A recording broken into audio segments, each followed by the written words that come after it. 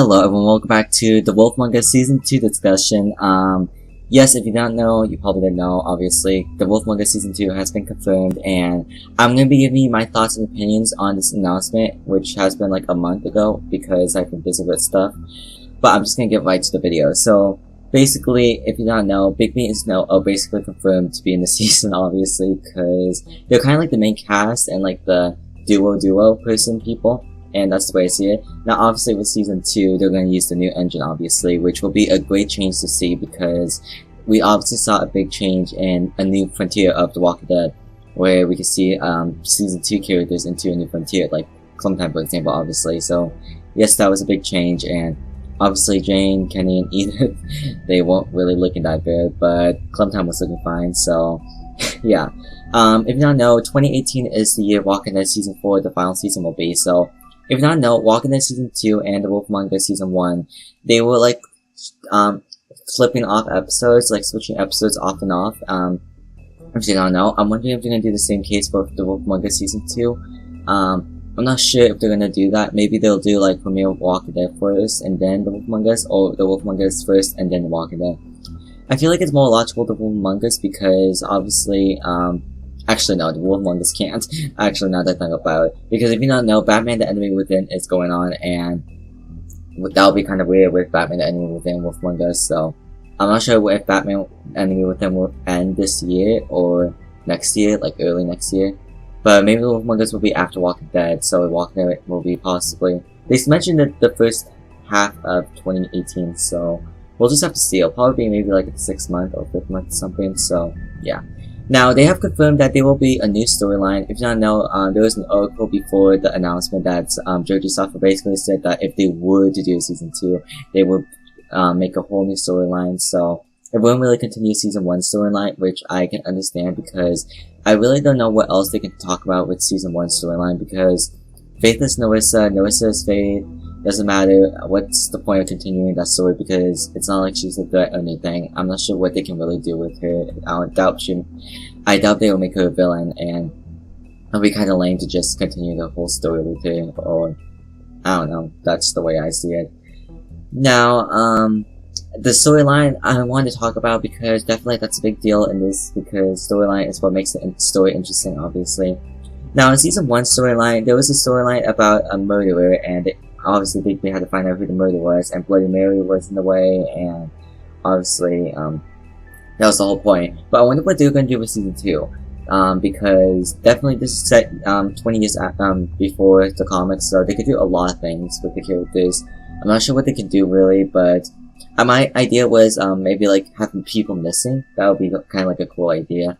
That's the little idea I thought of, just like people from Fabletown missing and like someone stealing them. That's the way, that's a cool idea I had. Or maybe they could do a new villain or like their own, villain Telltale can do. Kind of like with the, Children of Oakham in a way, they made their own Children of Oakham group. But that's the way I see it, so, returning characters. Now, I'm not sure who can return, but there's always Beauty and Beast. They were pretty cool people, especially since they were both voiced by Gavin and Melissa Hutchison. I know, the next character I'm going to tell you, she wasn't really a big part of Season 1, Detective Brandon Cams, or something like that. I know she wasn't a huge part of Season 1, I think she was supposed to be a big part of Season 1 by what I've heard, I'm not sure if that's true or not.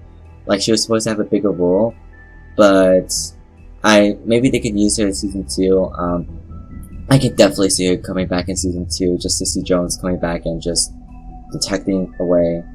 And Jack, he'd be pretty cool to come back, never really liked him, but he was always a cool guy. And do you think we'll see Crane one day? I doubt that. He's probably still in Paris, just still hiding.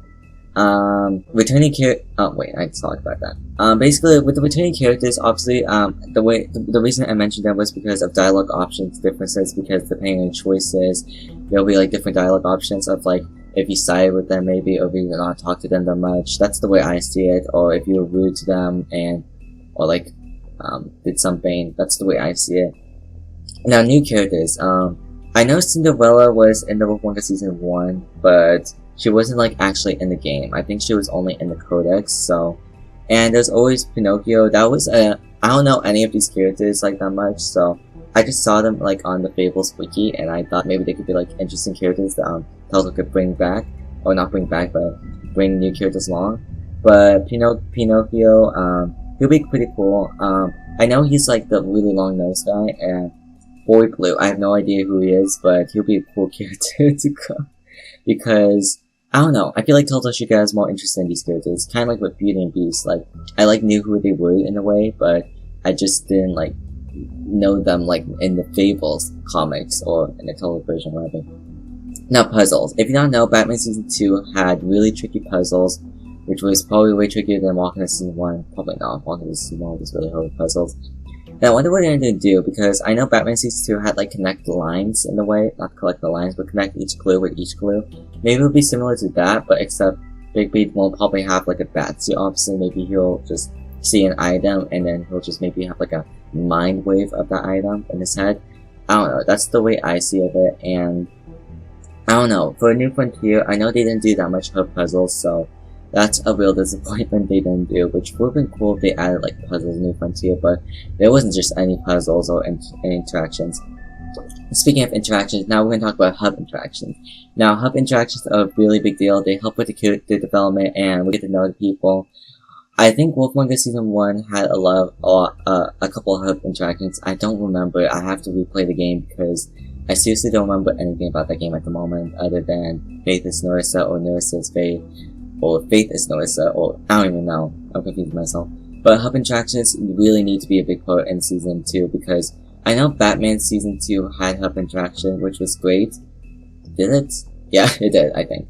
I remember like walking around just looking, searching areas, and like looking in the back cave, so that's something I want in Season 2 of The Wolf Among Us. I really want to look around and talk to characters and like talk about them and like get to know them and maybe talk about the previous events in Season 1, like maybe talk to Beauty about the Crooked Man and how they were doing with the threats. That's the way I want to talk about. Now, Season 1 choices. Definitely Season 1 choices are a big deal, and honestly, they probably won't affect the actual Season 2 story, but they will definitely affect the characters involved.